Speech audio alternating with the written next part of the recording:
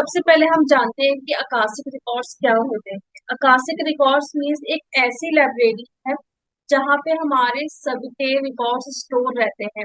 यानी कि आपने पास्ट लाइफ में जो कुछ भी किया है और बचपन से जो भी करते आ रहे हो और अभी आने वाले टाइम में आपके साथ जो भी चीजें होंगी या कुछ बुरा भी हो रहा है, वहां पे वो सभी कुछ रिकॉर्ड स्टोर रहते हैं। ठीक है, हर एक एनिमल का, हर एक पर्सन का वहां पे रिकॉर्ड स्टोर रहता है।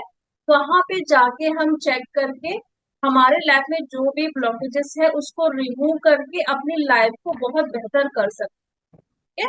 तो यहाँ पे हम ये पहले देखते हैं कि आकाशिक हम किस डायमेंशन में करते हैं, क्योंकि ये आपको जानना जरूरी है कि जब भी आप आकाशिक करोगे तो वो कौन सा डायमेंशन होता है। चलिए थोड़ा हम ऐसे डायमेंशन के बारे में जानेंगे, थोड़ा बहुत, ठीक है, ताकि आपको पता चल जाए कि डायमेंशन होता क्या है। फिफ्थ डायमेंशन पे हम, मतलब हमारी जो फियर की चीजें होती है, हमारी ईगो की चीजें होती है, एंजाइटी, वो सब कुछ खत्म हो जाता है, हमारा हार्ट चक्र ओपन हो जाता है। ठीक है? तो हम फिफ्थ डायमेंशन में जाके यहाँ पे रिकॉर्ड्स को एक्सेस करेंगे। जब भी आप करेंगे तो वो फिफ्थ डायमेंशन होगा, वो हम प्रैक्टिकल करेंगे कि कैसे करना है। फोर्थ डायमेंशन में हम एस्ट्रल ट्रैवल करते हैं। वहां पे फियर की चीजें होती है फोर्थ डायमेंशन में, लेकिन 3D से कम होती है। ठीक है, जैसे जैसे आप ऊपर की तरफ बढ़ने लगोगे आपकी जो फियर की चीजें होंगी, आपका ईगो, आपका एंजाइटी, वो धीरे धीरे उसका लेवल कम होते जाएगा।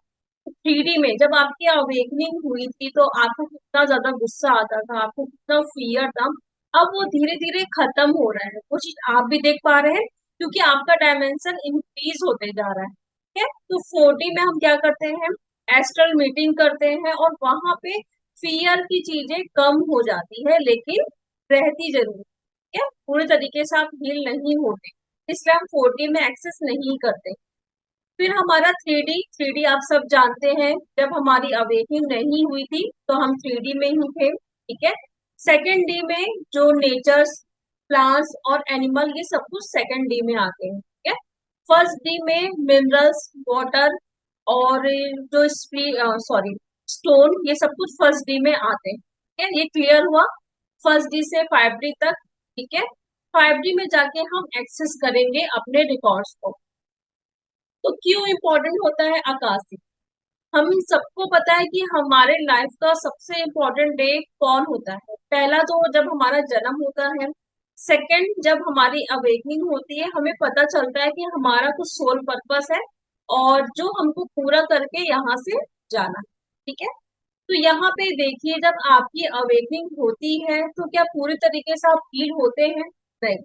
पूरे तरीके से क्या आप अपने कर्मा को क्लियर करके आते हैं अपने अवेकनिंग प्रोसेस में? नहीं। ठीक है, तो यहाँ पे आपको बताया जा रहा है कि आकाशिक इतना इम्पोर्टेंट है, जो आपके सोल पर्पस को जानने में हेल्प करेगा, आपके इशू जो भी हैं, आपके ब्लॉकेजेस जो भी हैं, उसको हील करने में मदद करेगा। ठीक है, तो ये बहुत इम्पोर्टेंट होता है। मतलब हर एक जो स्पिरिचुअल जर्नी में है ना, जो एक ट्यून जर्नी में, हाँ जी कस्तूरी जी कुछ बोल रहे हैं आप? हम्म, अभी भी जस्ट स्टार्ट हुआ है। नो, सॉरी सॉरी, हाँ मैंने मिस किया, सॉरी। अभी भी जस्ट अभी स्टार्ट हुआ, 5 मिनट। क्या जी ऐसे जी अभी हम जी जान रहे हैं कि आकाशिक क्या होता है। जी। हाँ, तो इम्पोर्टेंट क्यों होता है आकाशिक हमारे सोल पर्पस के लिए? जब तक हम अपने ब्लॉकेजेस को हील नहीं करेंगे, हम अपने सोल पर्पस तक नहीं पहुंच पाएंगे। ठीक है? और बहुत सारे ऐसे इशू भी और सेम पैटर्न वाली चीजें भी आपके लाइफ में आती है।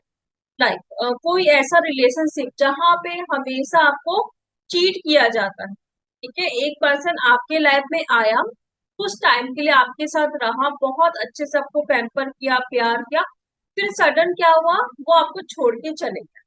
ठीक है, फिर सेकेंड टाइम में आपने सोच लिया कि अब मैं किसी को भी अपने लाइफ में आने नहीं दूंगी। ठीक है, ये आपने ठान लिया। फिर सडन क्या होता है, 1 साल के बाद फिर कोई पर्सन आपके लाइफ में आएगा और सामने से ही वो आपको अप्रोच करेगा, आप नहीं जा रहे, लेकिन सामने से वो पर्सन आ रहा है, आपको अप्रोच कर रहा है। ठीक है, तो वहां पे कुछ टाइम के बाद फिर से वही चीजें होगी, आप रिलेशनशिप में आ जाओगे और कुछ टाइम के बाद वो फिर आपको चीट करके चले जाएंगे। ठीक है, ऐसे कई बार होता है कि हम सेम लूप में फंसते रहते हैं, है ना। मे भी हुआ भी होगा अवेकनिंग के पहले कि आप जितने रिलेशनशिप में गए हो वहां पे आपको चीट किया गया है, ठीक है। तो वो क्यों हो रहा है? मे बी पास्ट लाइफ में ऐसा कुछ आपने कर्मा किया है, या बहुत ज्यादा आप इमोशनल को इंडिपेंडेंट हो जाते हो।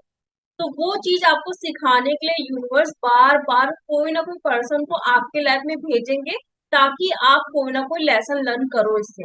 जब तक आप लेसन लर्न नहीं करोगे सेम चीजें रिपीट होते जाए, ठीक है। फिर चाहे वो कोई एक्शन हो, जैसे कि आपको कुछ करना है अपने लाइफ में, ठीक है, जॉब करना है, आपको पढ़ाई करना है, कुछ भी XYZ, ठीक है, तो वहां पे आप एक्शन नहीं ले पा रहे हो, तो यूनिवर्स कोई ना कोई सिचुएशन को आपके सामने ना ला के रख देंगे कि आप इसमें एक्शन लो। अगर आप नहीं लोगे एक्शन, तो वो चीज आपको नहीं मिलेगी, ठीक है। फिर से आप मेहनत कर रहे हो लेकिन एक्शन नहीं ले रहे हो, मतलब बोल नहीं पा रहे हो, तो वहां पे फिर से सिचुएशन क्रिएट होगी, लेकिन अगर आप एक्शन नहीं लोगे तो फिर से वो चीज आपको नहीं मिलेगी। मतलब आपको लेसन लर्न करवाने के लिए ये सिचुएशन क्रिएट की जाती है। तो आपको ये समझ कैसे आएगा कि ये कुछ ना कुछ मुझे लेसन लर्न करवा रहे हैं या मेरे पास्ट लाइफ से आया है? तो ये आप आकाशिक में जाके चेक कर सकते हैं। तो इसके भी कुछ रूल्स होते हैं आकाशिक के, उससे आपको जानना जरूरी है। जब भी आप आकाशिक कर रहे हो, पहले तो जो भी आपको दिख रहा है उसे एक्सेप्ट करना है, ठीक है। कई बार ऐसी चीजें हमको दिखाई जाती है जिस पर हमें बिलीव नहीं होता है ना।